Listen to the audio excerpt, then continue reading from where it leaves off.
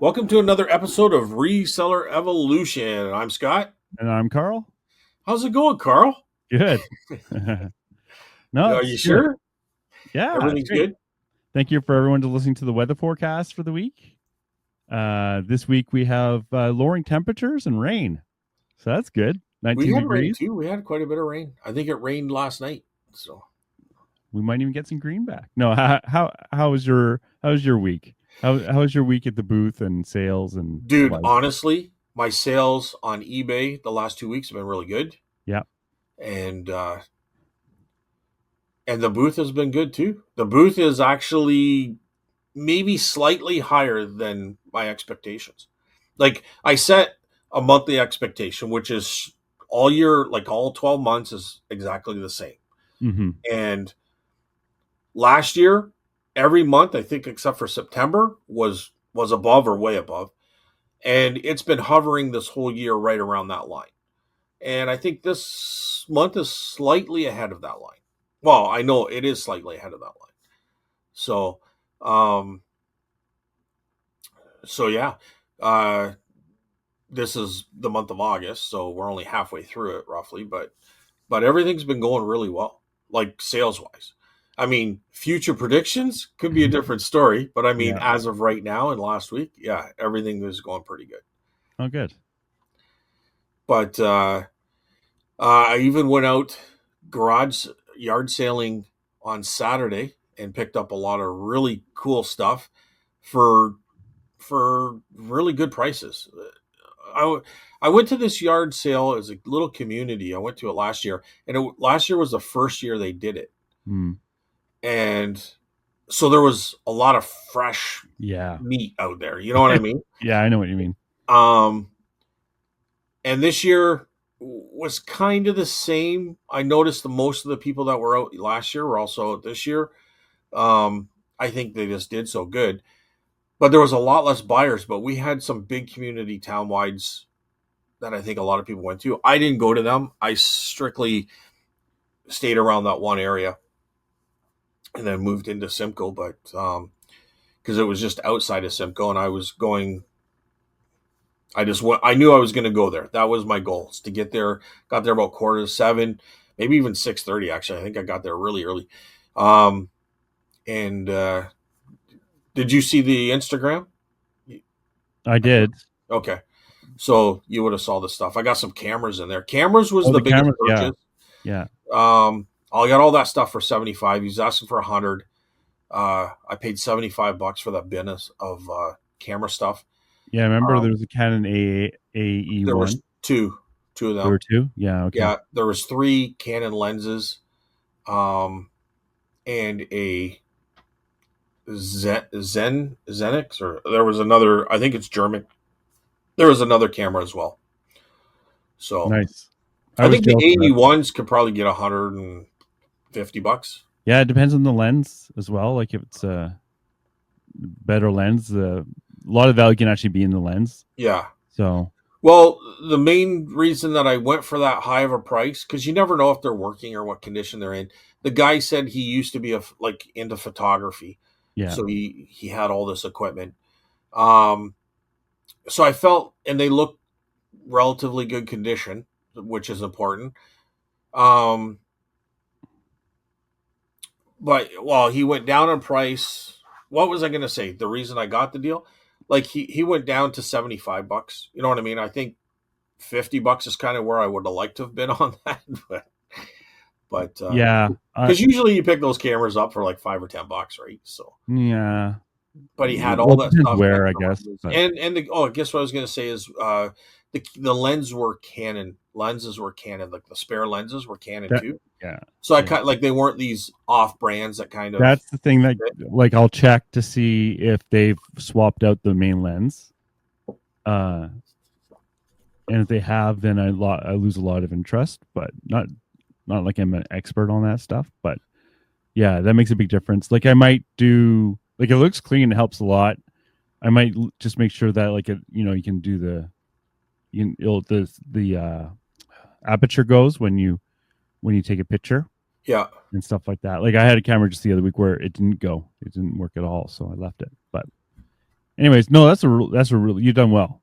I think that's really good. I thought so. Like I thought it was okay. I almost actually sold him for $150 because there's another guy.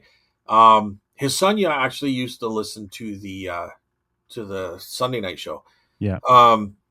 But he was a camera guy, and he comes up and he goes, "Oh," he goes, "You beat me to it, eh? Right?" Because we're kind of competing for the cameras, and he goes, "Did you come this way or that way? Because if you came from that direction, there's no sense me going that direction." So, anyways, we're just laughing. So I kind of went like I picked up the tote of all the camera equipment that he just paid $75 for, and I go like this. So he comes over to the truck. I says 150, and you can have them. So he looked him over. He goes, "No, 150 is too much." And I said, "Well, like one camera." I would have been tempted. Yeah, I said one camera will get your money back. And I think he was just kind of maybe not In the wrong spot. Yeah, I think he might have regretted that decision later. Yeah. But anyway, he does sell them as well. So anyway, so that was that. I got some really good stuff. I got a nice, like really good shape leather Western University jacket. Okay. $10. Wow. And I think I get 150 to 250 for it. I seen some sell for $300, but they had the front patch and they were probably a bigger size. I didn't even check out the size. This one is probably like a medium.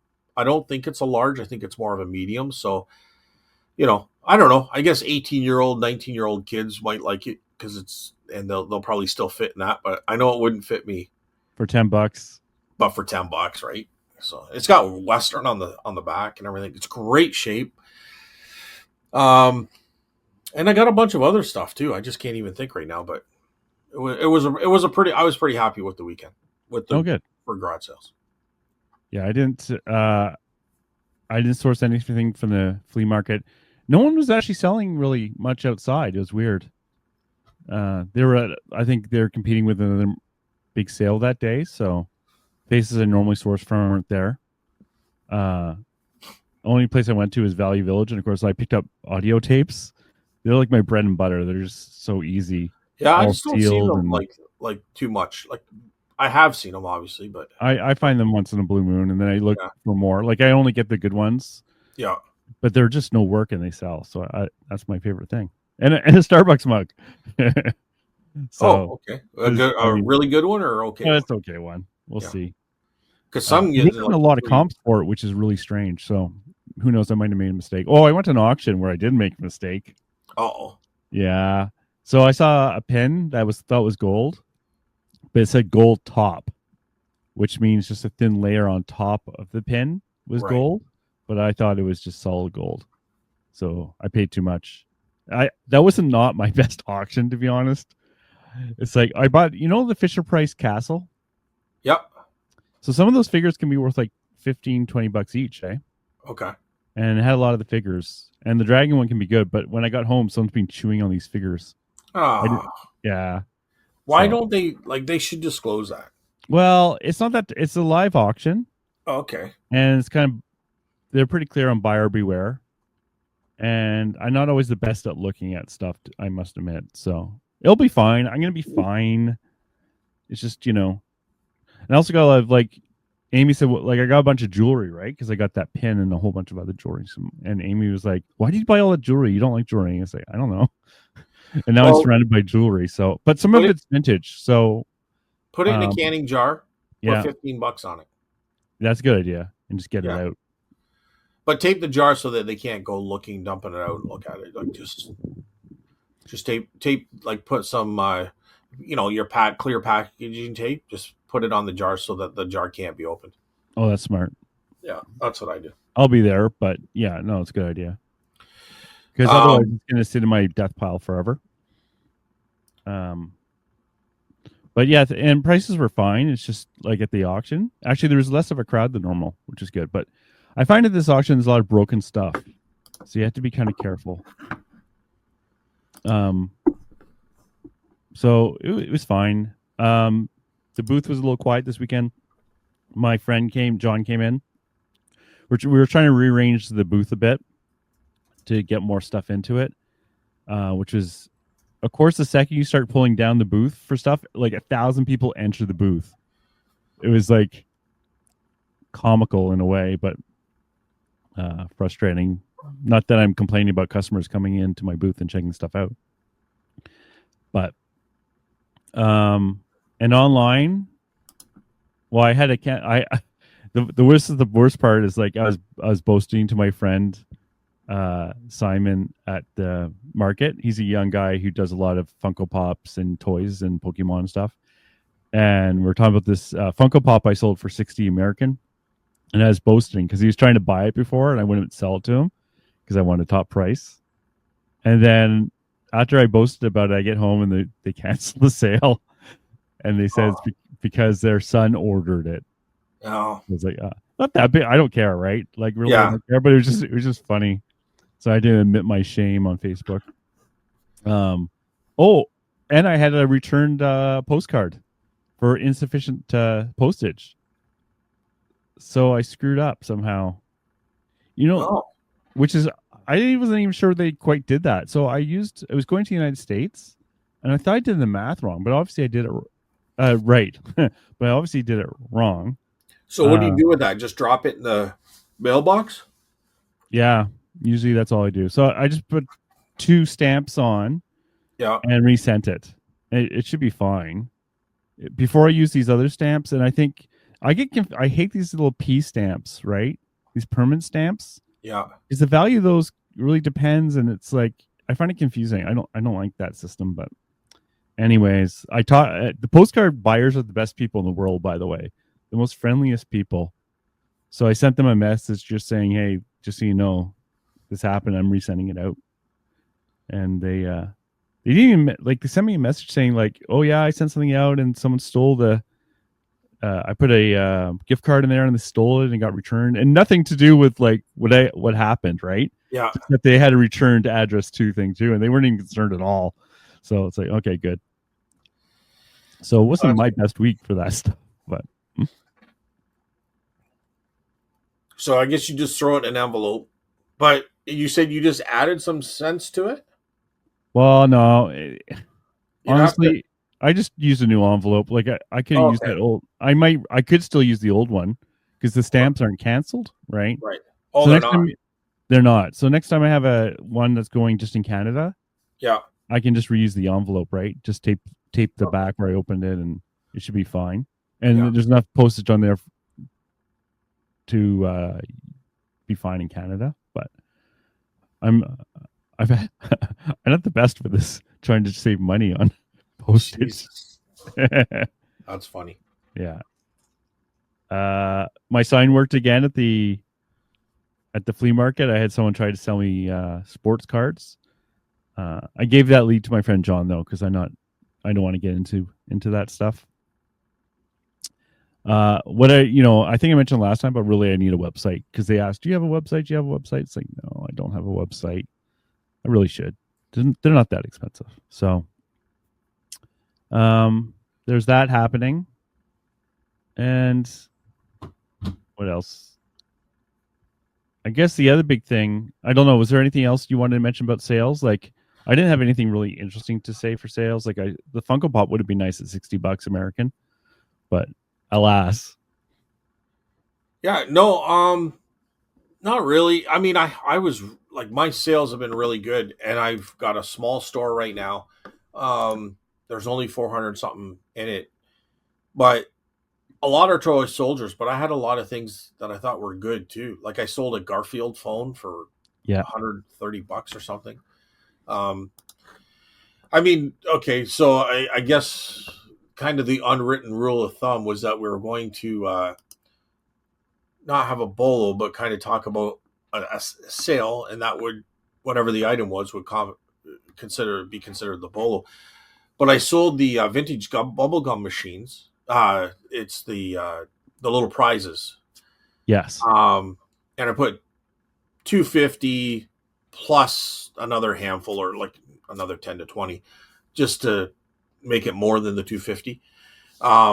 in each bag. I had 6 bags, and somebody bought all of them, and that was a nice sale. Yeah. So I have. The Garfield I sold for $135. Is that the one with the eyes and they roll back or something weird? This one is a wall phone, Okay. and his eyes do not move. Although I do have that phone, I Mm. bought a bunch of Garfield stuff at a auction, and I think I paid like $15 for this one. The other one I paid $30, but it's like $150 phone. And then the ones with the eyes roll back too. So yeah, um, but I've sold the eye rolls back one 2 other times. Once Yeah. online and one at the booth. The reason I sold the one out of the booth, I got 65 for it, but I had a little bit of markings on it, like some paint loss. Yeah. So I didn't want to get into photoing it and mentioning it, and then them not seeing it and then complaining about it. So I put it in the booth. I think it was like a $5 purchase. You know what I Yeah. mean? So do I take 65 and be happy and no stress, or do I try to get 125 and be a little bit stressed out and maybe have to deal with a complaint and lose the phone altogether? So that was kind of my options. Something that actually maybe I should have talked about. Like there was a lot of good sales, but I sent this one to you, Carl. I sent you a photo of this one, and this was that NASCAR racing electronics scanner. Yes. $185, sold within 12, let's say within 24 hours. So by the next day it was gone. It was sold. 185, didn't even blink an eye on it, Hmm. and it sold. Aviation book from that pilot, $100 for the book. But Aviation books seem to do okay. Eh? I was watching. I can't remember the podcast, but they do flea markets. Not the podcast, the YouTube channel, yeah, and they were selling aviation books too, and they yeah. were This selling was them. a fighter jet. I think it's from the 50s or 60s. Yeah. 1959. So okay, there you go. It was a training manual for a fight, the T-33 Mark V Silver Star 6F TTW aero engine. So the aero engine could have been interesting, but I had 125. The guy said, "Would I take 100?" It was going to Ottawa actually, and I said yes. Um, so yeah, um, so it was good. It was a training manual one, right? RCAF. It was from the Royal Canadian Air Force. So. Cool. That one's fun. Yeah, and I got that where I got the uniforms. So I got Yeah. a bunch of stuff out of there. I still have more similar type books. Many I haven't listed. So, and I sold the Fuji camera that I almost passed up for $5 at a yard sale. Had to go back and get it. I got 125 for it, and I Wow. almost passed it up for $5. It's too much. $5? Are you out of your mind? Brand new open box. I'm used to paying 10 cents for stuff. But I grabbed the Canon for $10, and then I thought I drive down the road and I do a little search, and I thought I better go back and get that. And then yeah, $125 that sold very quickly. I mean, there was a lot of good sales. I'm not even mentioning the toy soldiers, couple insoles, that kind of thing. So there was a lot Yeah. of really really good sales. So Oh, and good. then the week before that was really good too. So, but we already talked about that last week. So hopefully it continues for the next couple of weeks. Oh, Till why the end only of August, anyway. why the end of August? I don't know, What's Carl. going on? You tell us. You tell us, because I Oh. think that's where you're going to go. Yeah, just to talk about the news, which is always great. So, August 29th is supposedly another big time where they're going to really check the packages coming from around the world. And the tariffs are based not where the country is shipped from, but the origin of the item, where it was made. And right now for Canada, that would be 35%, UK 10%, China. I don't even know what China, it goes everywhere, 50, 100, 5,000. I don't even know what it's currently at. But it'll be very interesting to see if they can handle it. because right now when I send things to United States through Canada Post, and I do the export documents and I put it made from China and stuff like that. It's getting through without any tariffs right now, and there's supposed to be tariffs right now. So there's no difference between now and the 29th for those items. And a lot of the stuff I do sell is made in China. So I'm not sure how they're going to handle everything from the world coming in at that time. I don't think anyone really does. And Well, that's why according to that uh, YouTube link show, I don't know, is it a show? Well, that you told me to go to. yeah, I think that's why they're giving themselves the option. So if things get backed up, they have that option to say, go back to normal. That's how I understand it. Is that right? for 6 months, I think. Yeah, Or for a week or whatever it takes just to whatever it takes. clear Yeah. that stuff out, right? And then they can try it again. And but you So say they only have that power for 6 months, and then they I got to think come up. so. I think so. Yeah, So that's probably gonna be, what's that word? Fluid, like, yeah, because right, it's not easy to add these systems, right. but there is plans to do it now. Oh yeah, for sure. One interesting thing. So there's eBay open this week as well. Forgot about that. Well, that was And last week, wasn't it? or Yeah, in Vegas. Because yeah, okay, I saw speeches you're right. on that. I think Yeah, I sent you a link, but did you? I didn't want to look at it. dude. You said you were going to take a look at it. I lied.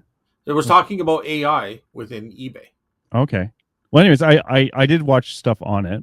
I'm not Okay. sending you any more links. Well, Good, still right? still Good. send me Because I the don't have to watch. send me the other links. Wink, wink. Um. Now you distracted me. Okay. What was the thing? Oh yeah. So one thing that is a pain in the butt, and I know Salish has already done it, is we're gonna have to put origin on our listings as a mandatory field, supposedly. And I don't know about you, but I definitely don't have it in my listings. And going in, and because what their hope, so the reason they want that is that hopefully it's a good thing and a bad thing, right? Hopefully they can because they need the origin to know what the tariffs are going to be on that item. eBay needs that, right? Yeah, So they need it mandatory on your listings. And I hope that the reason for that is that they can charge the buyer the tariffs in advance, for sure. right? And obviously they need the origin. Now, it's bad because no one wants to do that from number one. Number two, it means cart abandonment potentially when the buyer in the United States sees they have to pay these tariffs. But it's better than them getting the item and a big issue of them refusing the package or getting angry or whatever, right? This is a bad thing, but this is the best way to deal with it, in my opinion. And it looks like eBay might get on top of this in advance. Well, I think for sure it's the best way to deal with it, both in eBay's interest and as much as it can be in our interest. Yeah. So we kind of talked a little bit about this pre-show, Carl, and I had mentioned about Thrift on Fire, Jamie, how he had dealt with that guitar. Yeah. So this was back when China had things backed up and sea cans and all this kind of stuff. So I think it's going back to that point. But he had put a China thing, and it was 100% tariff. And he warned the buyer. He said, Yeah. "Listen, this is going to be tariffed. I don't know what's going to cost you, but would you like to cancel it?" And the guy says, "No, let's see what happens." So he got 100% tariff. The buyer. Yeah. So he refused the item. Yeah. eBay stuck up for Jamie, like the seller, Yeah. and said to Jamie, "You don't have to return the money if the guy refuses it without even seeing it, based on him knowing, he should have known all this stuff." But okay, so Jamie got saved, and that's fine. But I think, how many times has this happened before people stop trusting eBay, even though it's not eBay's fault. It's totally the buyer's fault. He was totally warned. Mm-hmm. But if eBay's going to be like that and not give him his money back, that's what he's thinking. I think that's why, like, eBay actually has sent out information that we will be covered if that scenario occurs, and it's Right. nice to see them And if actually there's, doing it. yeah. So, but my point is psychologically, the buyer will possibly A, stop buying from Canada, Yeah, stop buying from other countries, yeah, and B, stop buying on eBay. Right. yeah, possibly. And it becomes a psychological game more than an actual practical game. Right. Yeah, So I thought that was interesting, and that was a while ago. So it's in eBay's favor to do that. Second of all, and you ours don't too. want Yeah, package abandonment, right? Like no, that's the very worst possible scenario. and you I don't want surprises, even if they're supposed to know. It's Yeah, like, because what do? Do you refund them? Then you're out that money. Don't refund them, and then you're out a buyer on eBay for life, yeah, that's why I prefer they know it in advance, for sure. And that's what I would agree. right? Yes. And we were talking pre-show that about 80% or 90% of our customers are to United States. It'll Yep. be very interesting how to deal with that, because if you're an American, okay, that guitar was a good example, right? So I sell the same type of guitars. This is like the probably a Xbox or a PlayStation video game controller, which is a big guitar, right? And they're made in China. And they can go for $100, right? But if these tariffs come in or whatever happens, and they do get charged tariffs, then why would this American buy from us when they have to pay $100 plus another? I'm just guessing $50 in tariffs, right? When they can buy it from Well, within the United States for 100. so who benefits from this? American sellers on eBay, American sellers. right? Because Yep. that guy in the United States who's selling that guitar now benefits by Kind of having a more limited market. Who right. loses? Well, obviously foreign sellers, but also American buyers, because now there's a smaller supply of guitars they can buy from, which means the price will go up, right? Smaller supply, same demand, price goes. Well, I don't know. I don't know if there's a smaller supply. Not maybe of some things, but definitely not the guitars. I mean, you can go on there and there's guitars all the time, right? So Well, yeah, but it's still going to be a smaller supply if we stop selling them, right? yeah, So the question is it significant or not? I don't know, but yeah. there will be a I smaller I I, supply. I don't think we sell at a cheaper rate. I mean, we match whatever we put it in Canadian funds. Well, you didn't. You always kept it American dot Yeah, com funds, but I think Jamie does too, or did too. that's Um, another interesting aspect. It gets very complicated because but uh, I just want to finish the sentence by sorry, saying yeah, that um, so the price hasn't really come down because we kind of get our price by the price the comp tells us, right? So yeah, if it's in American funds, well, eBay has did the calculation, give us the price in Canadian funds. So we're still matching the price. So whatever the price is. Like I don't go, well, I'm from Canada, so no, I'm gonna put 10% off. Like I match the price, right? I might give a currently, discount to a watcher, but that's still my price is my price. But I do think it's doing what it's intended to do, which is to help the American seller, right? Like that's the goal is to buy American. I mean, that's why we do it here, right? That's why our de minimis is 20 or $40 or whatever it is. It's all very low compared to what the 800 Americans were, yeah, right? So the intention of doing what it's doing is twofold.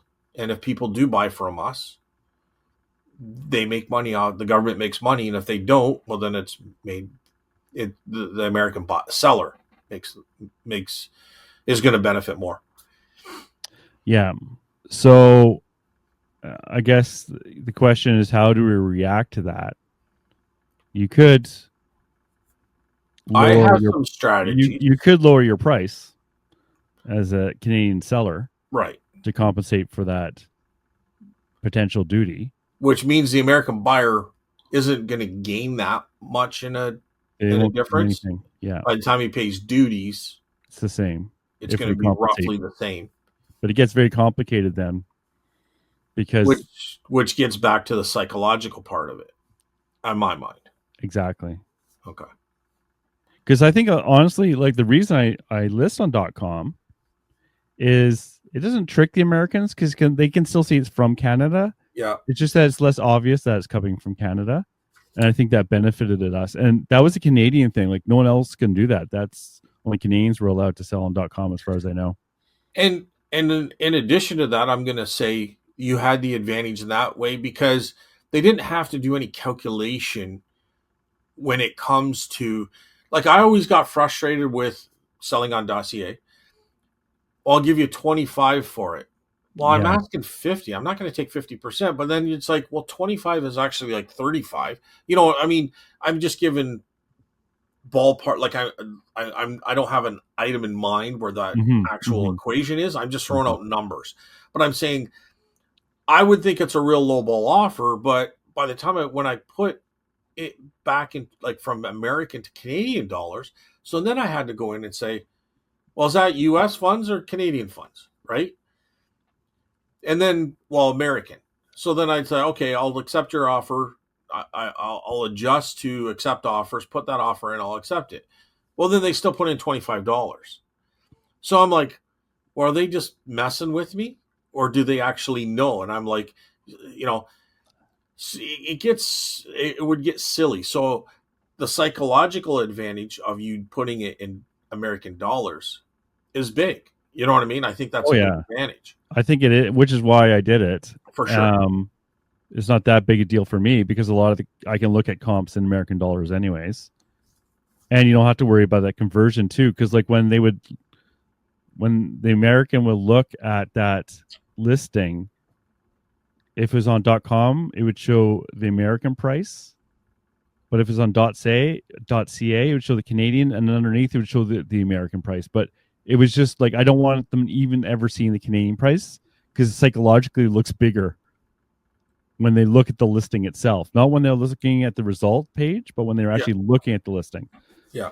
Anyways, I'm not sure what's going to happen because remember I was just talking about like having to put in the origin of the item. Well, the Americans technically don't have to worry about that because it won't have any effect on items that are already in the United States, right? On .com. Right. Oh, for sure. Yeah. But what about weirdos like me who are listing on .com but are in Canada? And now they need the origin from me. What's going to happen? Because are they going to make all those American sellers put in the origin for no reason? Or are they going to kick Canadians off .com and say you have to go to .ca? I don't know. I have no idea.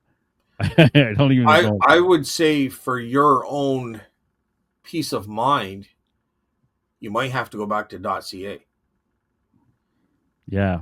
And I don't want to because convert. I don't want to. yeah, Hopefully not. that would be a It's pain. You got that like would be, over 1,000 yeah, listings, I right? do. Last time I looked through your store, probably a month ago or so, I think you I had a can't even, thousand listings. either I have a lot. So, and I prefer .com. My issue is I'm not sure how. Like, remember I was saying they have to figure it like because they don't need the origin if the goods are in the United States, but they will if it's somewhere else. So how are they going to handle that? I don't know because it might be easier for them just to tell all the Canadians to get off .com and go to .ca. I'm not saying that's going to happen. I'm just saying that might happen. So Yeah, we'll that could see. happen. We have another 9 days to figure this out. Yeah, no, they're 90s. I will probably, and I think it's kind of what you've hinted towards, but we'll probably have, you know, maybe another month of some leniency. You know what I mean? In there as well. But regardless, it's eventually going to get to us. I mean, as long as you're shipping Canada Post, Yeah, I would stick with Canada Post to United States. Yeah, yeah. because So, because they're just Getting going to through be, like now. you said, bombarded. Yeah, and it's getting Gonna through get- now without tariffs. So, Yeah, well, except for Jamie, I don't know how he shipped that item, that guitar. So I don't think it was through Canada Post. I think he mentioned it and was through something different. that would be the problem. That would have been the problem. Um, because I think I remember talking to myself while I'm watching it, like, you should have shipped it Canada Post. You know what I mean? Yeah, That's kind of where I was thinking. Um, but I mean, you go back and watch the video. Anybody go check out Jamie Thrift on Fire. He's got a good YouTube channel and he talks a lot about his sales and stuff like that. So go check him out. He's been a guest on this show in the past. We should probably have him on again. yeah. Um. Anyway, yeah. I mean, it's who knows how this is going to pan out, right? So, I think there's a lot of panicking going on in the background. Let me put it that way. like on both sides, like Yeah, like on seller sides, or are you talking both, about like at the border and at the post office and stuff? both. Yeah, Yeah. yeah. The here's a funny one though. I can't remember where I heard this, Oh, but supposedly, that's hilarious. Here's a funny one. What's well, so funny about this, okay, Carl? fine. Listen, I heard from I can't remember where I heard it, but for Canada eBay, I heard we're getting the global shipping program here, and we ship to Mississauga, and they would deal with shipping these items out to the world. um, well, we're still going to get hit, but True, it's not but going to it'd be a be bypass. the Americans like the global. Well, it's a new thing now. I can't remember what it's called down there, but they like it because it expands their market to countries they just wouldn't touch otherwise because eBay worries about that. So it wouldn't really affect our sales to the United States. But like if you, I don't know, Turkey, I guess I'm picking Turkey. If you don't want to ship to Turkey, right? Yeah. This would allow you to ship to Turkey without having to understand how Turkey's system works for shipping. Well, I Because you, think, and maybe I'm wrong here. I think the biggest benefit is that once it lands at, say, if global shipping warehouse was in Mississauga, once it hits there, you don't have to worry about returns or anything. exactly. That's another great thing. So once it hits that location, you're clear. You're clear. Yeah. Okay. So I understood it correctly then. Yeah. So there's that benefit. Plus, like you can add new places to ship to because it's an eBay problem at that point Right. with global shipping program. So that would be good. I'm not saying it's happening. That's what I heard, and I can't remember where I heard it. So Well, that might have been pre all this stuff too, right? Like they might have had that in the works. So they might back yeah, out of that, maybe.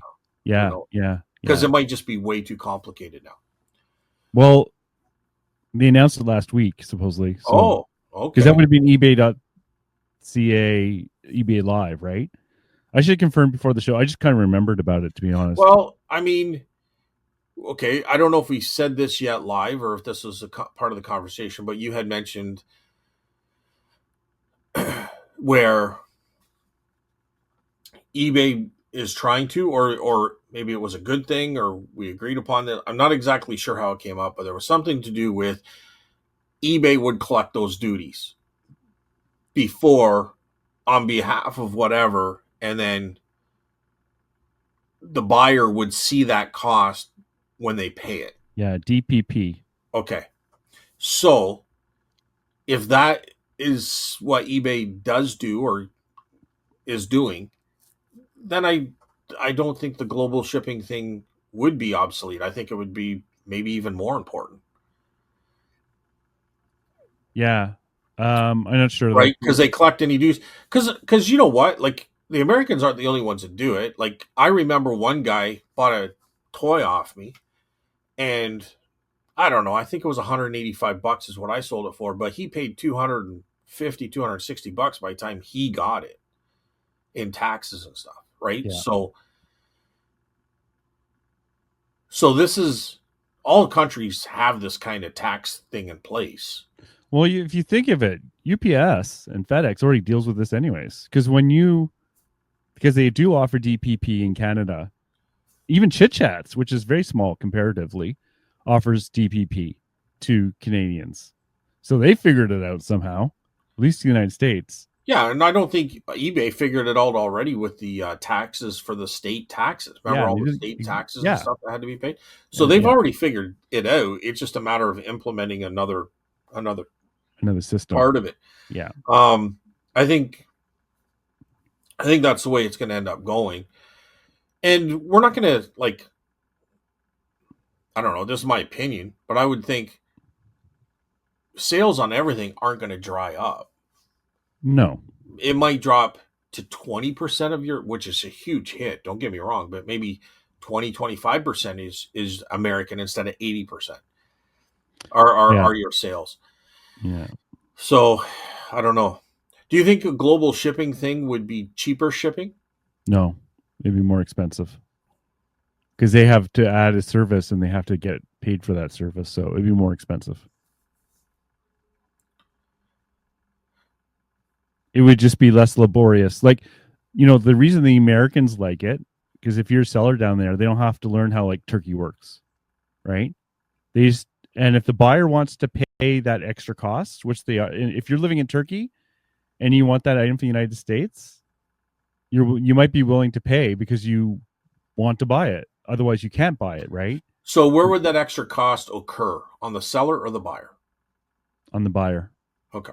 So then we don't care. But Yeah, for eBay to do that, there must be still enough buyers interested to make it worth their time. exactly. So that's encouraging. Yep, Like if they figure there's enough buyers out there that will pay extra money that makes it worth their while to do this, what'd you call it? A global shipping warehouse? Like yeah. Global shipping program. so there must be people out there willing to pay. Like I know I have sold stuff to England and Germany before, Yeah. right? Well, And I it's know like people bug me to sell it to Australia, but I don't because I don't want to. it's the same as when we ship to those weird addresses in the United States and it's a reshipper. Like it takes it where I can't even remember where it is, but it's always this one. I recognize the address or the area. Yeah, They take and we're shipping down to the United States, and then they take your item from the United States and send it somewhere else, like Japan or wherever, yeah, right? I've dealt with that many times. Same thing, Yeah, right? And you're not paying for that, nope. so it's the same thing. Like Canadians get upset when the United States does that because we're hoping it's going to go through the USPS because sometimes we don't have to pay duties at all. So Canadian buyers don't like it, but if you want that thing, sometimes the shipping and duties you're willing to pay. So, anywho, we'll Yeah, see if it actually happens. Um, and as for sales, like dropping, like the percentage of sales dropping down, I think there's so many unknowns because it's not like because eBay really cares because this is going to hit their bottom line, right? And for sure. Well, oh yeah, it's the whole well, world. hang Don't on, forget. hang on. Yeah, So let's put it this way: is it going to hit their bottom line? First of all, I think there's going to be the same amount of sales. They're just going to be buying from the U.S. Is that fair to say? I don't think so Well, because you're decreasing the supply of items available to American buyers. well, we'll see. I don't know if that's going to be true or not. I mean, maybe in a few circumstances, but if it's that, like, you know, okay, some things will sell in 12 hours, like a VHS tape that I sold for $400.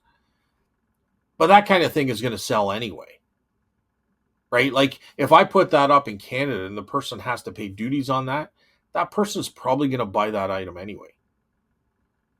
Mm. I think having a That bigger, guy paid $400 in like 2 minutes or something. Like, it was like six well, minutes, or okay.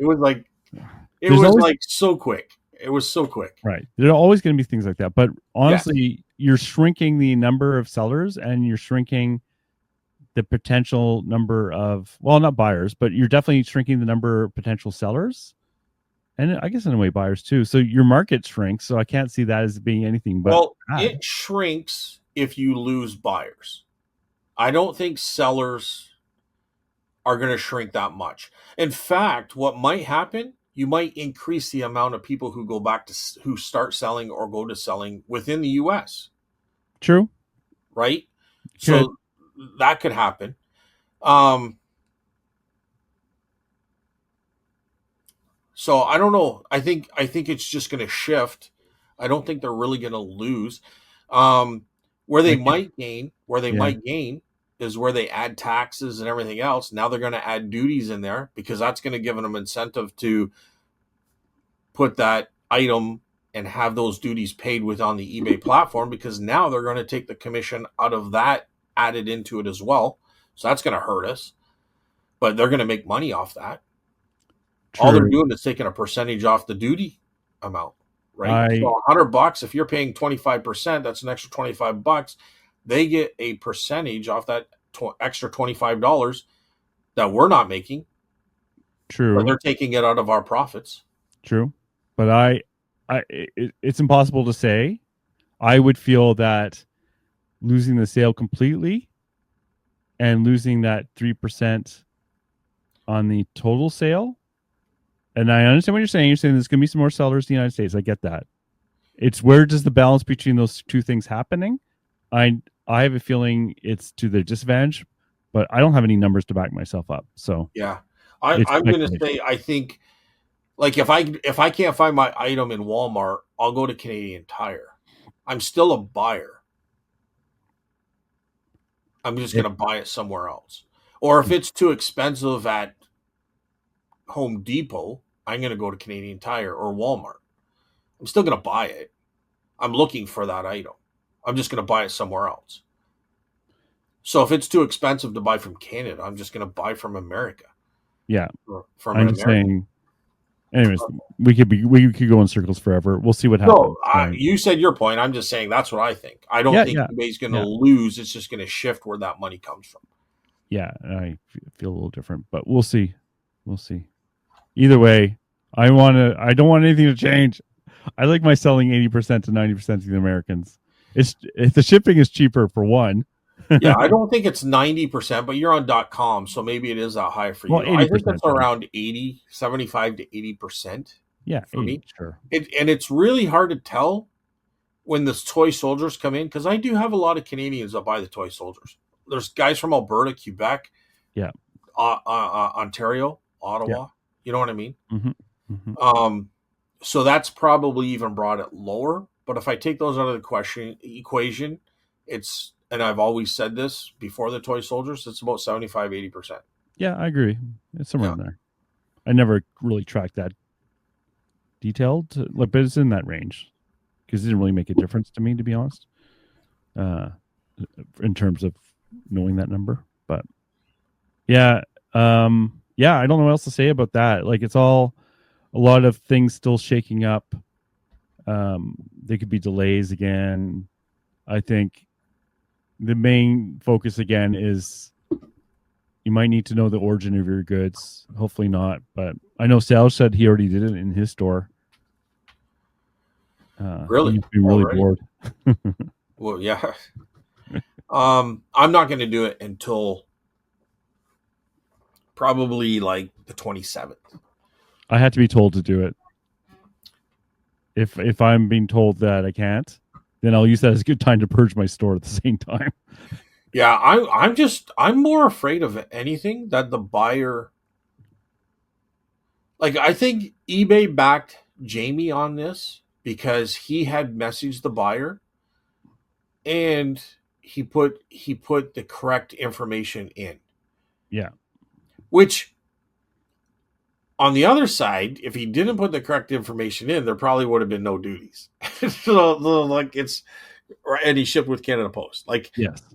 so the fact that he did what he did might have, I mean, he did the right thing. Let's just face it. He followed the rules. So I'm not saying he should have done it differently. That's not what I'm saying at all.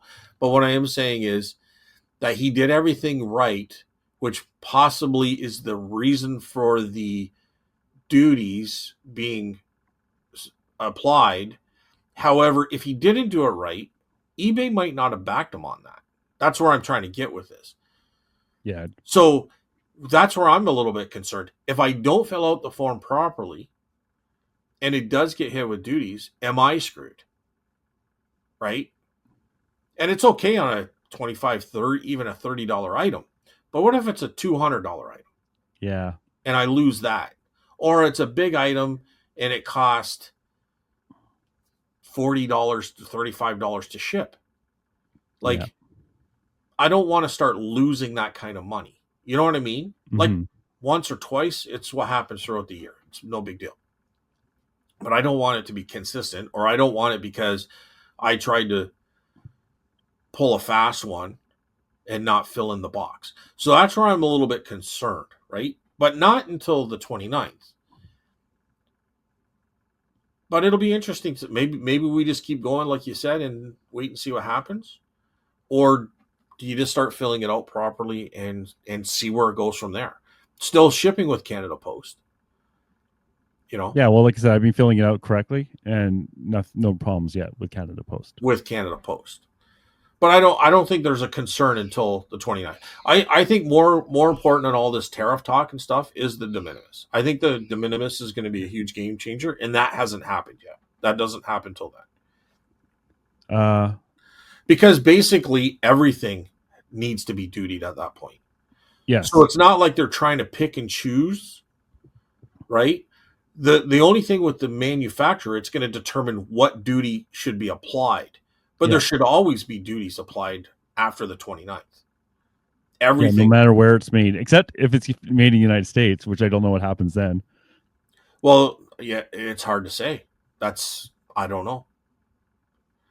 I That assume that zero. that would be absolutely hilarious and awesome if anything from the US does, because here's the other side. I went on ChatGPT and I did tell you, and I said I tried to get some like some answers for the duties and stuff, and I asked about antiques, and they said anything over 100 years old, typically and most likely would not be.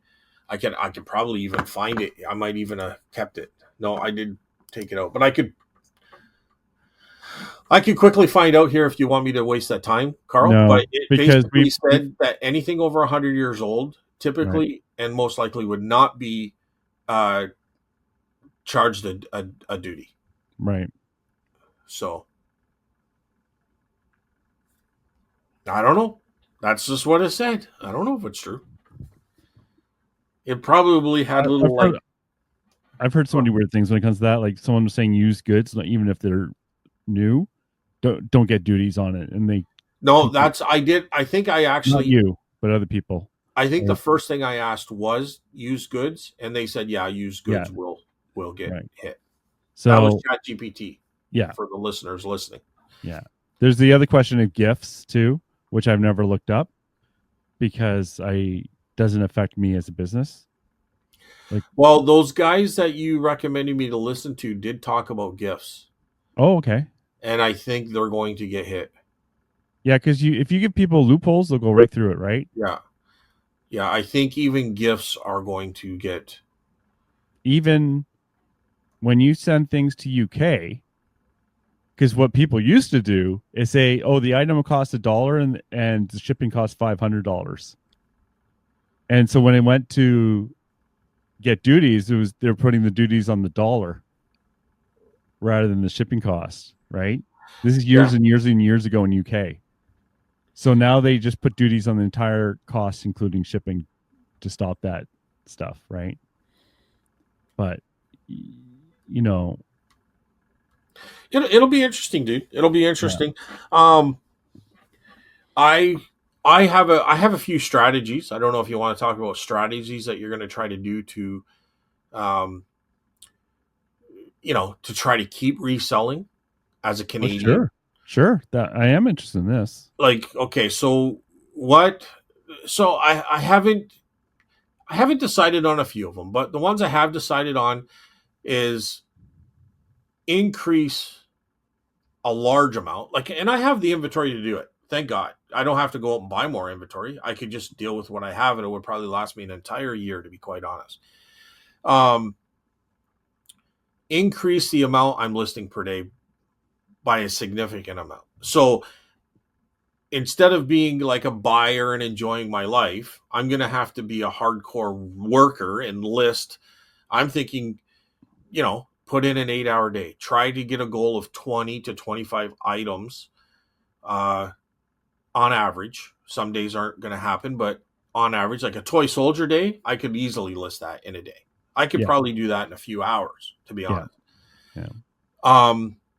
But you would have to have a goal of 20 to 25 items a day and realize that probably 80% of your sales are going to be Canadian. So if I'm sitting here right now doing I think is really good numbers for the amount I have listed, most of our US, I'm sitting around 430. So I'm going to have to 10 times that. I'm probably going to have to get close to 5,000 items in my store and rely on Canadian buyers.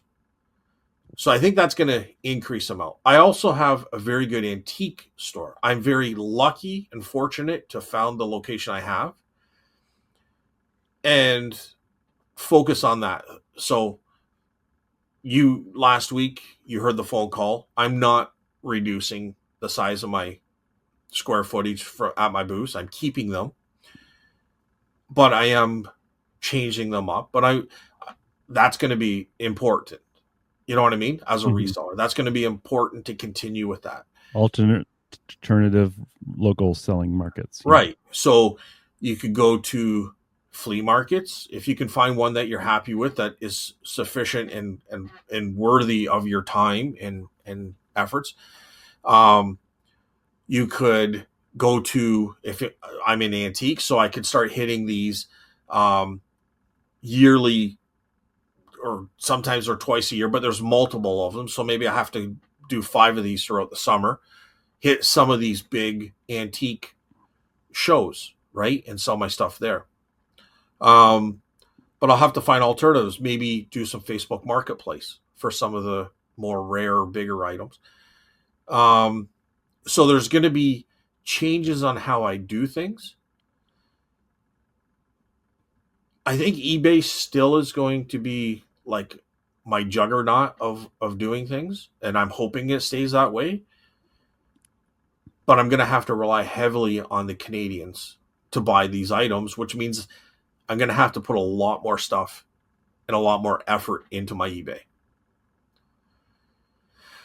I might even have to offer free shipping or some sort of incentive to offset that duty on things to American buyers. Mm-hmm. I've even thought of, do I shut my store from the American buyer and state will sell to the US on request? But I think if eBay comes out with that where you pay for those duties when you buy the item, I don't need to do that because there's going to be no confusion. They're going to know their bill. But I Yes. don't want to get into the position where they have to pay for it and it's a surprise when they get it. Yeah. Because that's what I don't want that. If that's the case, I think I have to shut the US down and only on request so I can explain to them what this is going to happen. Here's what's going to happen. Yeah. But if eBay is going to tell them when they buy it, this is your full charge, then I think we're okay. I might even have to expand the market. Not that there's a lot of it, but I don't really expand to it. Maybe, and I'm only thinking of this right now because it's something you had said in the past, but maybe you expand to like UK, Germany, those kind of things. But there's going to be heavy costs in the shipping too, right? So, yes. But I've never had a problem shipping anything to them in the past. So, yeah, you could also, if you want to continue to ship to the United States and you're willing to eat the DPP, the duties, you could always ship through Chit Chats or FedEx. And then that way the end customer never has to worry about tariffs because you're paying for them in advance. You could do that if you wanted to. You could do that, but I still think that's going to affect some of the sales because they're not going to understand any of that. They're just going to say, we're going to get hit with duties. It's all psychological, right? True. But you would stop the surprise, at least. It's an option. Yeah. So, I'm not saying I would do it. I'm just saying it's there if you wanted to. Like, like at the end of the day, anything to deal with the US is going to be a hit to your pocketbook, mm-hmm. right? So if eBay charges the duties and taxes, they're going to take a percentage out of that duty, which is going to be more out of your profits. There's going to be any which way you look at it. If you do free shipping, if you pay those duties for them, like there's going to be a loss in your profit margin. Oh yeah, like when they introduced state taxes, right? A while ago now, that increased. We had to pay for that too. We that But three that percent was came out of across the board, and any US seller in the that same boat. they Yeah, had the same thing happen. There was yeah, no advantage to no, anyone. but it did increase our costs It did. That's true. a little tiny bit. Yeah. Yeah. But we're talking a percentage now based on the item as a percentage.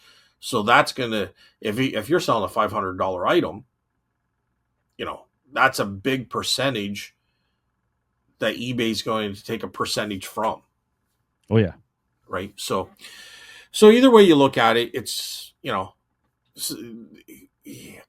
somebody else is going to either take a bigger cut or take the sale. We're going to get hit one way or the other.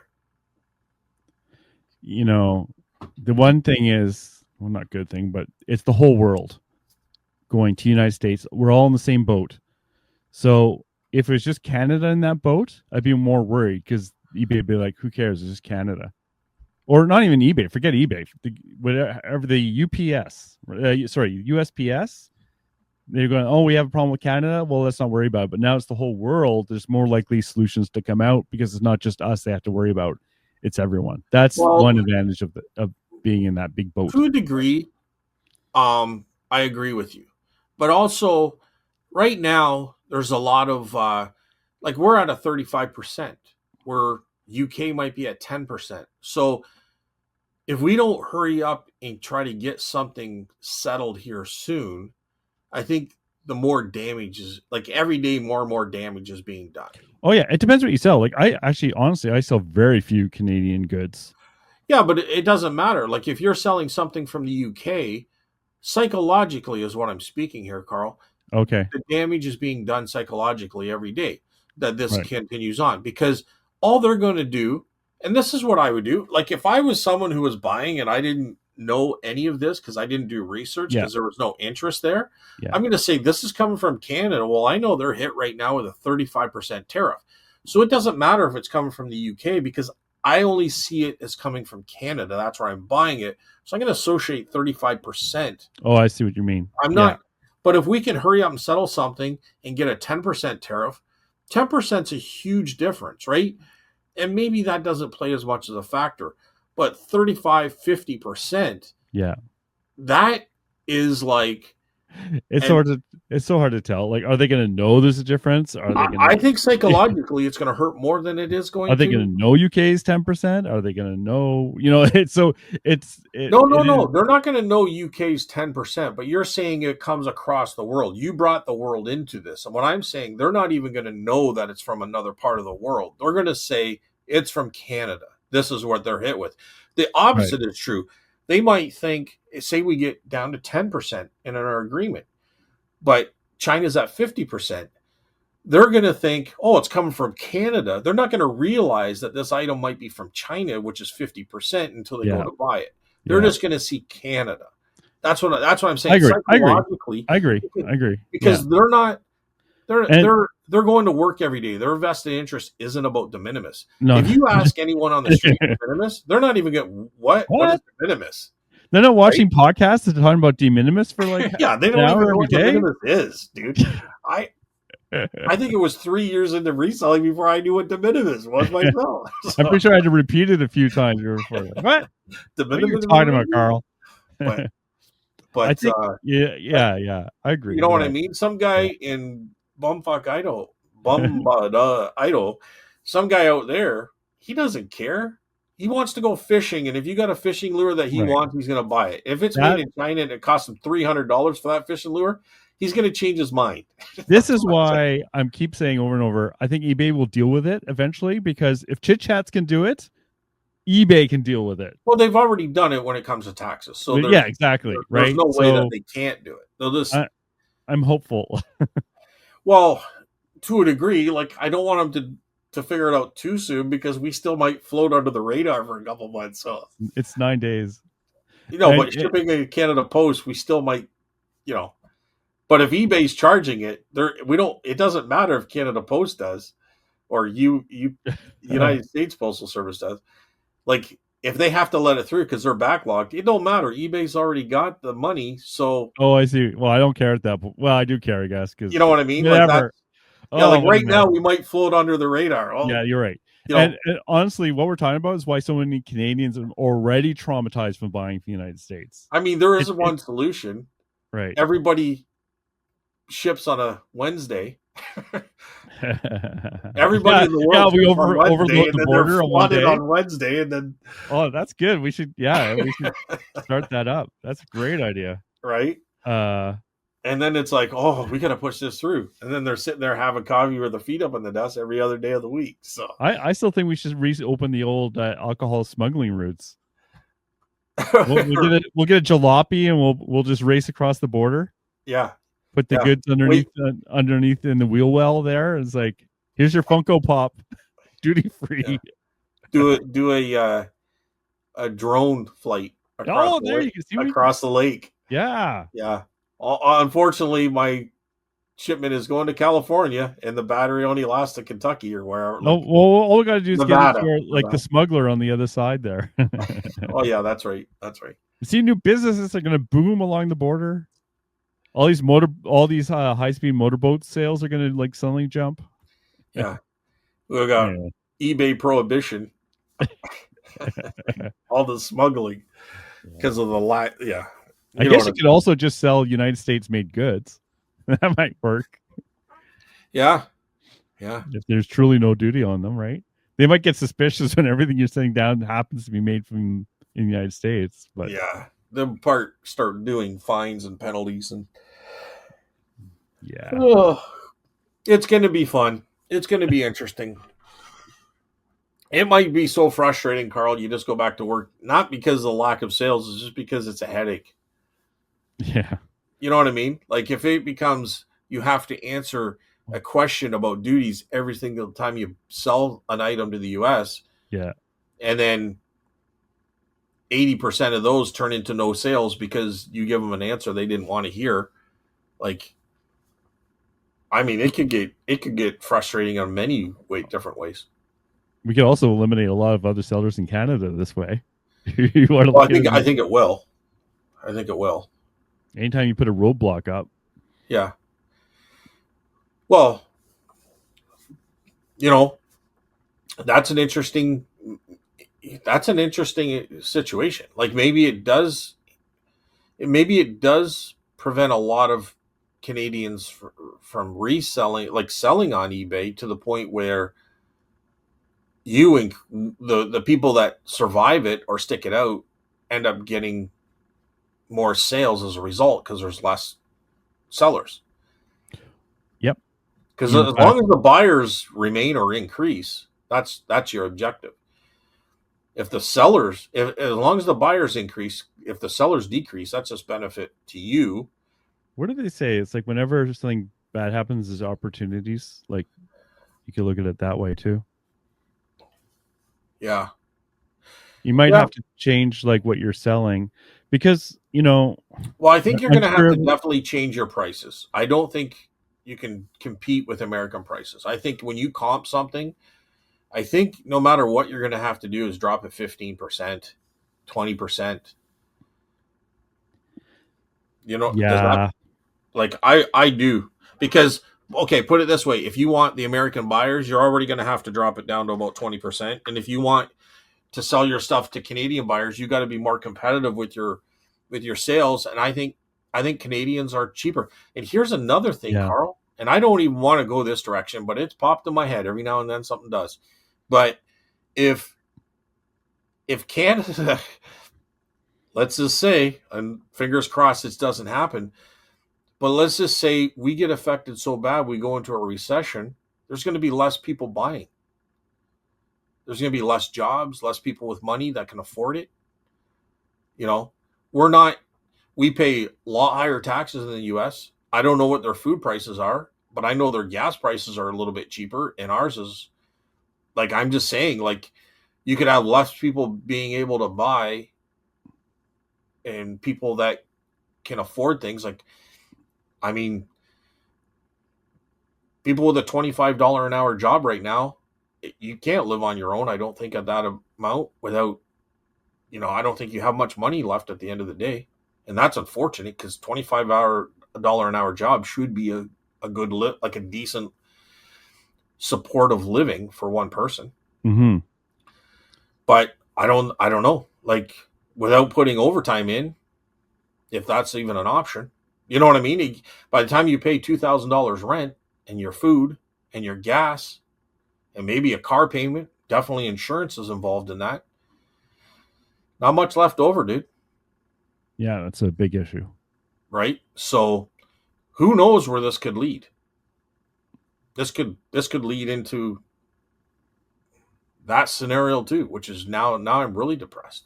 Why did you make me think of that, Carl? I don't know why you brought it up. It's like there's already so many things out of our control. I'm just trying to sell my little Funko Pops over here, you know? I know, but nobody likes Funko Pops anymore. Well, Hey, I sold a Beanie Baby the other day. did you really? Yeah. That's funny.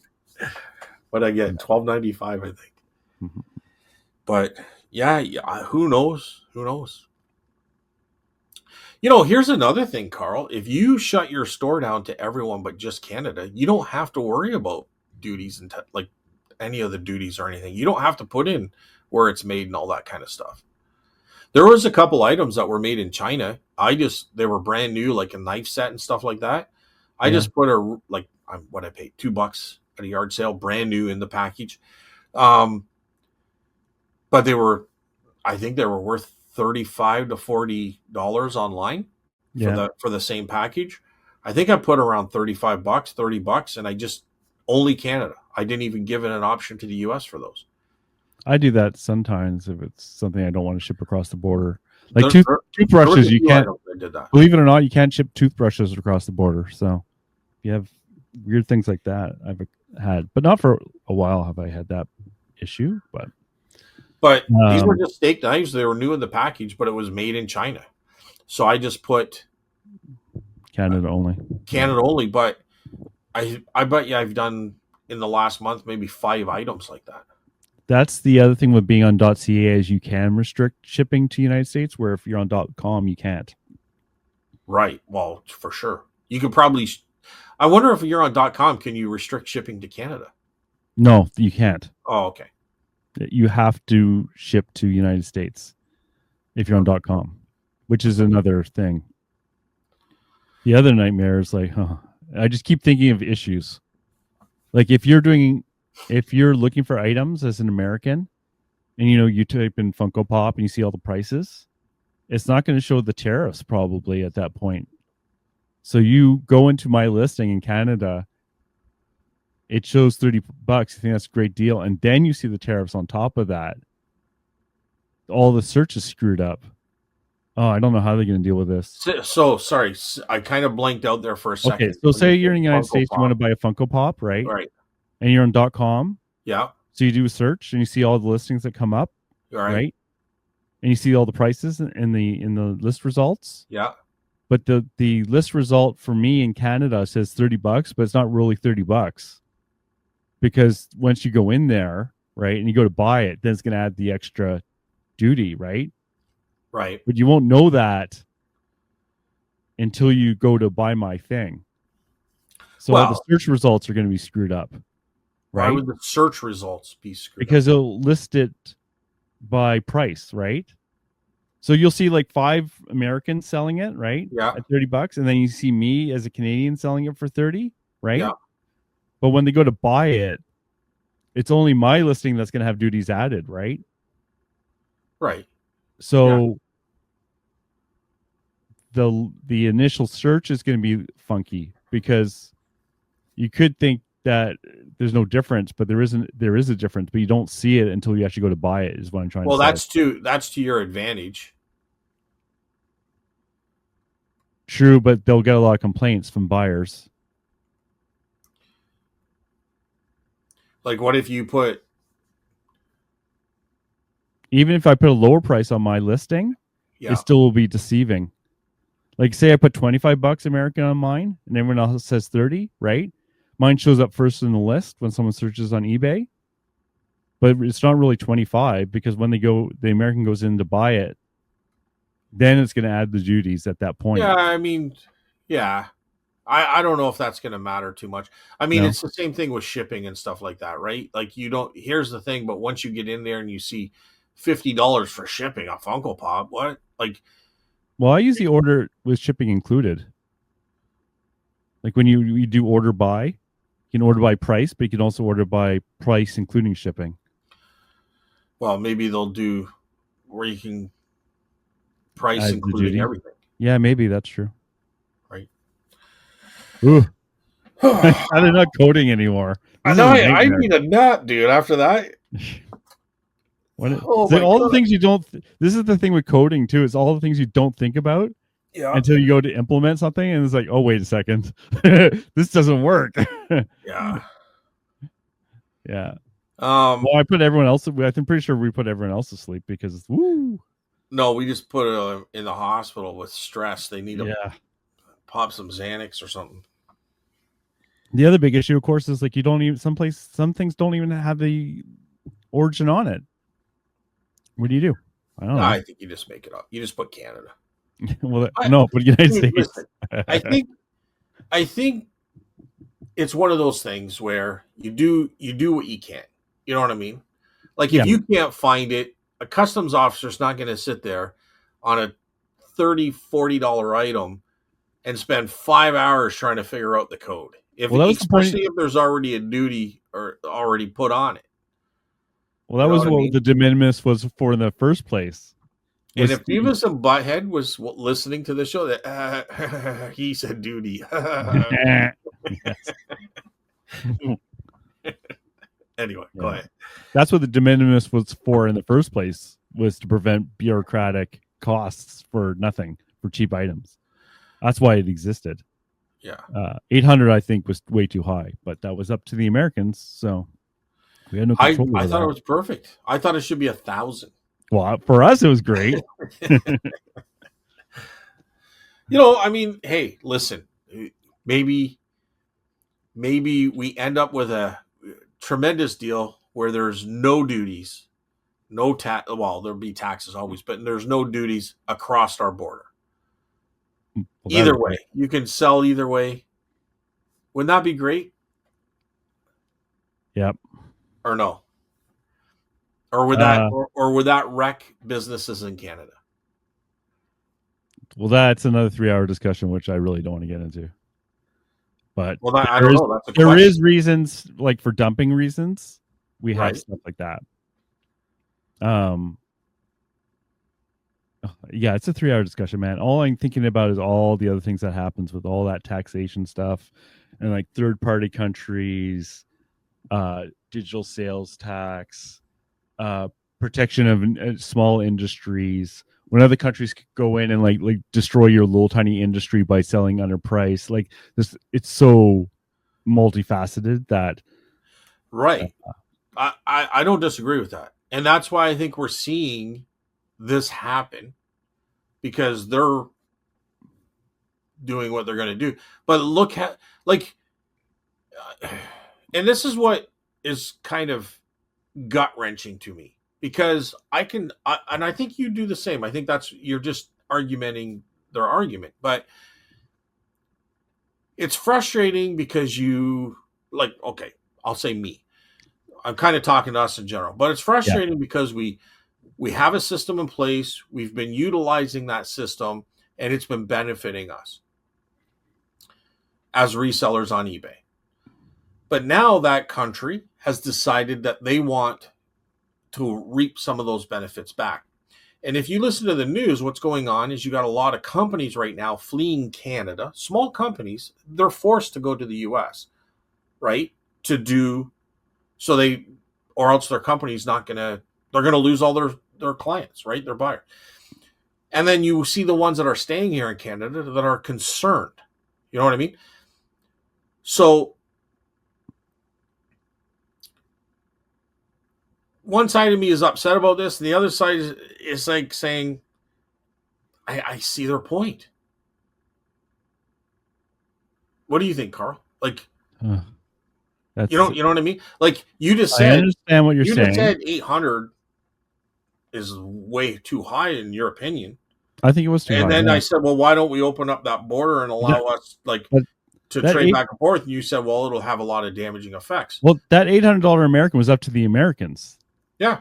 That was And it under still their is to go control, to right? zero is up to them too, right? Exactly. So to me, like, you know, it gets difficult because it gets very emotional, right? That's But that's but honestly, I think a sledgehammer was used when a scalpel might have been a better way to deal with this. well, and Like I don't 800, and I don't disagree with you, Carl. I'm right? not going to disagree with that. But if you want to look at the flip side, then what happens? You find other people like the ones that are putting everything into $800 packages and flooding, like shipping them over that way to avoid those duties. Do they put them in $500 packages? Do they put them in $200 packages? They're That's up to still the getting, they're Americans. still trying, they're still finding ways to avoid the duties. True, but That's the problem. That's the that problem. It's not true. guys like us that are going to get hurt. That we're not going to do that. No, Or we're there are people out there that are going to do that. yeah, I agree. That's why I think a scalpel was more is a better way of doing that, right? Because it's like But you're not affecting the people you're trying to hit to begin with. They're just going to find another way to to deal with it. That's what I'm saying. So do you yeah, say, okay, for those selling under a certain amount, like I mean, even though they're shipping them in under $800 packages, it should have been volume should be in the yeah, equation. which is insane that they don't.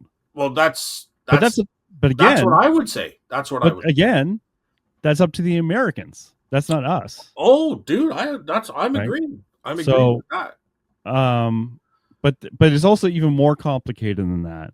Okay. But I'm not going to get into it because it has nothing to do with reselling. It's to do with the honestly what we're talking about a lot. Like when it comes to a lot of the stuff is people in China producing goods Yeah. and sending them to the United States, and that was what caused a lot of this stuff, and a lot of the other stuff came up with it, right? And Well, it's so a okay, completely different that's subject from like no, that's we well, got caught in the wave though. We got caught in the we got big caught in it, finale. so it is Yeah, relevant yeah, in that way. that's why. But here's the other thing is that we are as a country, we are part of that because even if the stuff from China, so soon as they hit the stuff coming in from China, well, then China starts bringing it into Canada and then bringing it in this way. And that's the yes. kind of stuff that's been happening.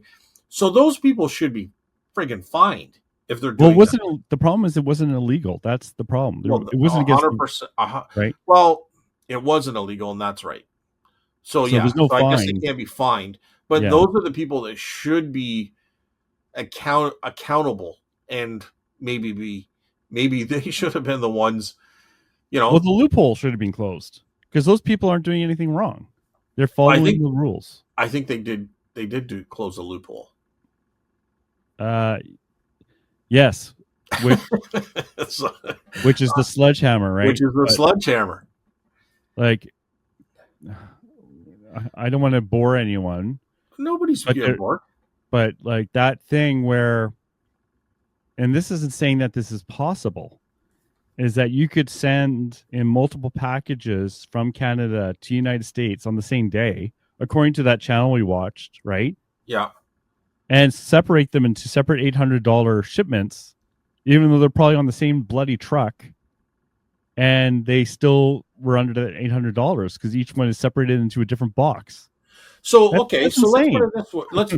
Oh, sorry, did I interrupt? I thought you were No, done. no, but that's it. It's like to me, like that was even possible is blind looking the other way because it's like Okay, so as far as Canada, I mean, I've heard $20 and $40, and you were saying there's some things that are 20, some things are 40. What should the other our way. de Yeah, minimis be? What is Canadians?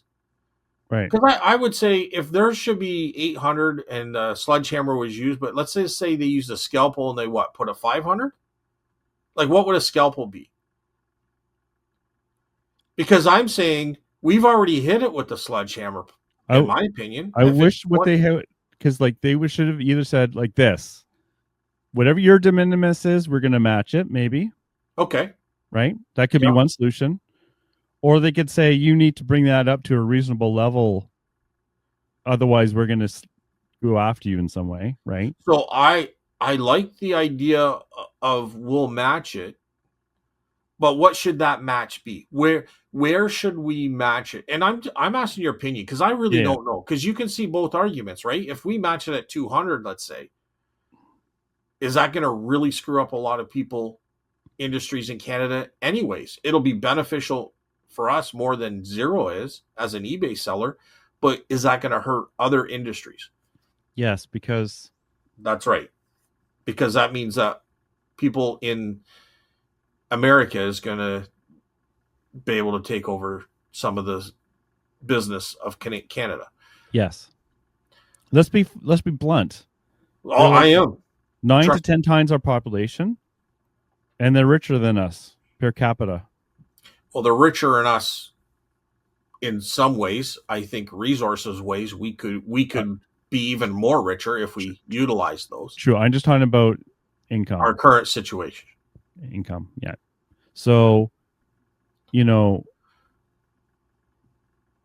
if you did that, you might see a big loss of small businesses, but I don't know enough information to even argue it, Yeah. but that's one of the reasons, right? Like, I think common sense says you're right. right? And But you did give the scenario of match it or bring yours up, which is basically matching it. So, but that's what I'm saying. Like, what choice would they have had if they were to be somewhat competitive? And let's face yeah, it, I like don't even know what let's face it too. They're not. He's not. Okay, let's just put it out there. Their president is not our commander in chief. They're not our leader. So they're not looking out for our interests. They're looking out for American interests. But so how do we make that? How do they make that better? How do they make it less damaging? I don't know if there's an answer, or at least a clear cut answer. because like the other thing too is don't forget it's not just us, right? Well, it's us So right now at 35%. UK's at 10%. I mean, that's a big difference in my mind. yeah, there's And some well, we are talking about, well, we're there's kind of some talking about the de asterisks. minimis, but the charges also matter. So Yeah, de minimis is separate in a way. It's in the same. It's in, both are involved, but they yeah, they are go kind of hand in hand, but the de minimis, means you don't have to worry about any of this stuff, right? right? So I'm not saying they're completely different things, but they are separate things still. So, um, you know, it's sometimes it's funny. Oh, here's a funny one. Is I think it's Brazil. So they just announced a tariff of 50% on Brazilian coffee in the United States. Brazil actually has a trade deficit with the United States. So the United States actually trades more to Brazil than Brazil sells to the United States. And they got this 50% tariff on Yeah. coffee. But the United States only produces coffee in a very few areas, like Hawaii, and I think a little bit in California. So Well, sometimes it I'm doesn't even I'm make I'm sense, you know? I'm going to add this to the equation, which Right. makes it even more complicated. but I don't want to dive into it because I know you don't want to talk about it, and I really don't want to get into it too. This is not reselling related. That's It why. gets into politics when you Yeah. start getting those high tariffs, right? Yeah. And it kind of has to do with Brazilian leadership at this point. So Exactly. that's what's happening in that case. So those aren't going to last. I think those are more like Well, I guess my point was, they're attention getters yeah, more than their negotiation tactics. They're different. They're different things. So I just what don't I was think trying to say. What I was trying to I say is don't think there's 50% tariff on coffee beans is yeah. going to stick. I think it's, and I don't think the American people are going to want to pay much more for their coffee. Like But going what I was trying to forever. say is some of these tariffs are politically motivated as well. It's not 100%. just pure economics, which is why 100%. when we're talking 100%. economics and we're talking business, what I was trying to say is it's more complicated than Exactly. just that. And Yeah. which I don't want to talk because like I don't know enough about it. I'm not like a trade specialist or No. you know.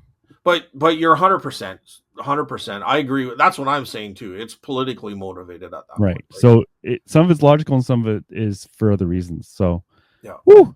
Which is what. Oh yeah, there you go. What'd you sell? I think there might be more coming. Oh, cha-chings. That's But Serge. Every time he sits in my booth on the weekend, his phone starts cha-chinging. It's very annoying. Very rude. let me just see here. So I know we don't do comments of the week, but I just wanted to say thank you for Adam for saying he was saying thank you for us talking about it, about how to get to 100,000 or what a big reseller is. Okay, so that was for 5 toy soldiers for $602. Alberta, Saskatchewan, United States. Alberta. It's there Canada. You go. Woo! Youth. got by that one. Canada keeping the economy in Canada going. Thanks, Alberta. Well, Harry Humstone commented. Yes, I don't Always think he actually listened. Harry. But thank you for commenting. Yeah. It's like a fish to him. He just wants Sunday's night show back. That's all he cares about. It's a podcast he never catches. Yeah, like a fish. That's why I say he doesn't listen. But thanks for the comment, Harry, that you're not going to hear me saying thank you for. Alice said was talking about like sometimes we describe things and she's frustrated because she doesn't get to see it. And it's like I agree with you, Alice. I hate when people do that too. So I tried to make sure we didn't do that. And who is that? Oh, okay. Does Alice? Yeah. Randy said hi, thank you. And he's about our real math versus real world. Yes. Well, that we always see differently, but yet we see it the same. We do. Yeah. Like we just describe it. I don't know. We have different ways of getting to the same location. We do. Yeah. Carl's going to take the highway. I'm going to take the scenic way, and he's going to get stuck in traffic. Yeah, but I'll still get there quicker. No, because your car only lasts for 2 hours. I got GPS. It tells me exactly how to get there. Actually, one of the nice things is I need one. Well, not a good thing, but I need my Tesla rear light fixed. They're actually going to come to my house and fix it, which is kind of nice because now I don't need to go to the dealership and sit there for an hour or two. Oh my god, it's good and bad. Anyways, and Tina says is offering free couches, which I don't want. Well, we went and saw the movie Weapons, and I actually enjoyed it. It was well. This is one of those Randy. You guys are doing a movie review or resell? Yeah. But I would recommend the movie. And it was fun. Like, it was interesting and fun. And I saw it at the IMAX, like an IMAX theater. Oh, wow. Yeah. I don't know if it made a difference. To me, it didn't. But if I was to go watch it on a regular screen, maybe it would have. But anyway, there was a lot of people in the theater, which I don't like. I usually like it when I don't have to sit near anyone. Yeah, me too. I think we're all like that. But But honestly, I enjoyed it. It was a fun time out. Um, I don't want to give it away, but it was interesting. I mean, it had great actors. It had some really good actors in Hmm. there. So yeah, so if you haven't seen it by the time you hear this, I would recommend to go see it. I like horror movies. Horror movies are my favorite. And when my son used to do, um, he used to make short films, and then we would enter them into film festivals, Yeah. mainly in the States. It was all horror. It was horror film festivals. So even independent films, I like most horror films. If I don't like it, I just don't watch it. But if it can catch my interest in the first, 15, 20 minutes, I like independent films. Um, so definitely. And Adam agrees. No secret. Person needs to work hard, educate themselves, and have success. More work in, more money out. That's the way I see it. Yeah. So if we want to keep going, we got to put in more effort as a Canadian reseller. I have one. I have a reseller question just before we close this out. Is this a question for everyone or me? You. Oh God. Okay. So like selling silver for scrap. Yeah. What do you do if you get something that has wax in it? Like if you have like some of those candlesticks, like say it's a useless candlestick, Yeah. just worth melt, Yeah. and they have wax in the bottom, which they often Just do to keep them up, right? just heat it up, maybe. Yeah, but Like, when like, are you really gonna take the wax out before you sell it to a scrapper? no. So No, they how do don't they care. handle that? Do you know? Yeah, they don't care. Like, is it a Oh, big clump of wax or is it oh little yeah, circles? yeah. Well, then scratch it out. Just claw Have it out. Take a knife and dig it out. Take you like 30 seconds. I you've wouldn't never? worry. I wouldn't worry about the little stuff. If you're gonna scrap it out, it's melt value, so they don't care. It's all about the weight. So you don't want like that's gonna skew the weight. So they might dig it out themselves, but I would dig it out and maybe just put a lighter there just to kind of melt away anything or kind of clear it so it doesn't look. But for the most part, they're not going to care. They'll probably pick it out themselves. Oh, okay. The problem is it a candle? Well, I was using an example for candles because it was easy. What I have is actually a cigarette box that's weighted to keep it from moving around. Yeah. So if it's a candle, a lot of those things are weighted. They have plaster or something inside them. Hmm. Even though they're sterling, if they're not hollow, then they have a bottom. You might want to take the bottom off because they're probably going to have something weighting them, like to give them extra weight, plaster, cement, or something. Um, so what's weighting the cigarette box? I would think a cigarette box, if it's in decent shape at all, would be way more than scrap. Well, yeah, I was just curious with just if you were going to scrap something, how they handle it, not necessarily the specific object I have here, but I was just curious what they did with that because that it's never really come up for me before. Where Well, they, I had to they do might it. just give you less, right? Like I'm going to account for the weight of this. So where they might pay you 100 on that weight, they might okay. Well, this wax is going to weigh so much, so they'll say maybe that'll take $10 off. So just to be on the safe side, I'm only going to offer you 80 or 85 or 82.50. You know what I mean? Yeah, So you're probably better off to maximize what you're going to get by taking any excess out. you would take it out. Okay, Yeah. I just But never done it. if it's a sterling cigarette pack, that's probably worth way more to sell it as a sterling cigarette pack than it is for scrap. Yes, I that Scrap agree you with. might get 15 to $20, but you might get $100 to sell it. Yeah. Okay. I knew they would give you less. I was just curious how they actually did it. But Yeah.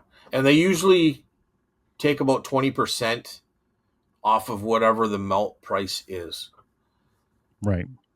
right? So if you calculate the melt price minus 20% from that, because that's going to be their cut. 10 to 20%. Depends. Okay.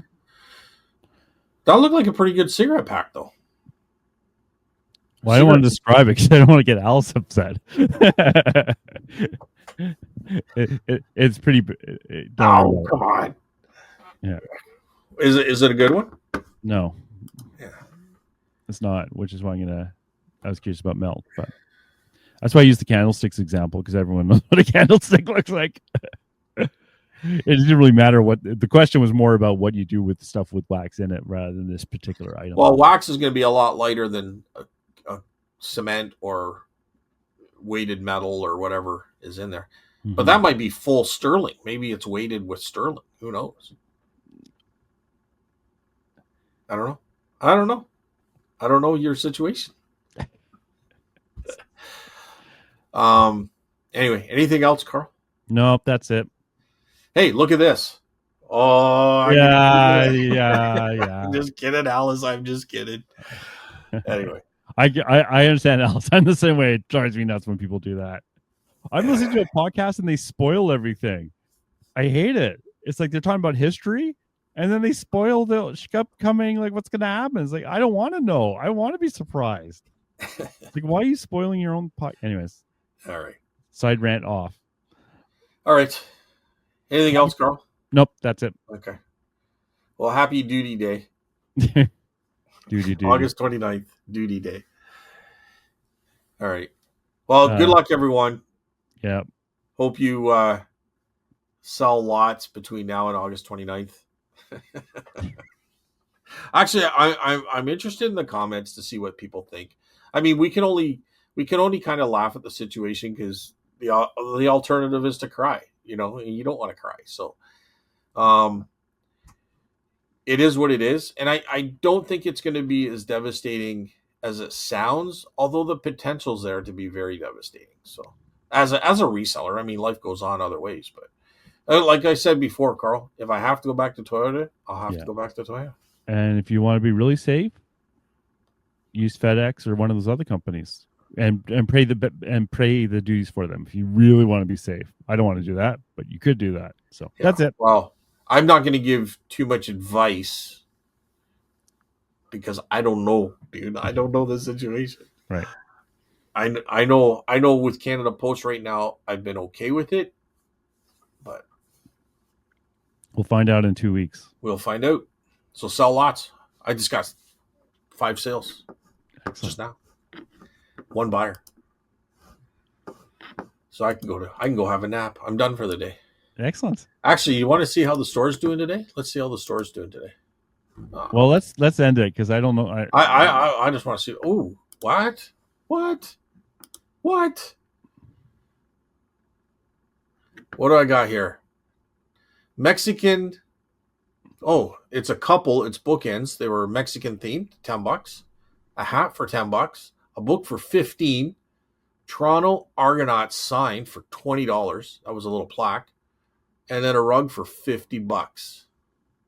There you go. There it is. And the toy soldiers. And this thing. Stay tuned September. How much did I sell? 0, 0, 0. Return. Oh, don't even say that. All right. Have a good week, everyone. We'll see you next week. Here every Friday. Carl, have a good one. Yeah, you too. Buy lots, sell lots, stay safe. Bye, everyone.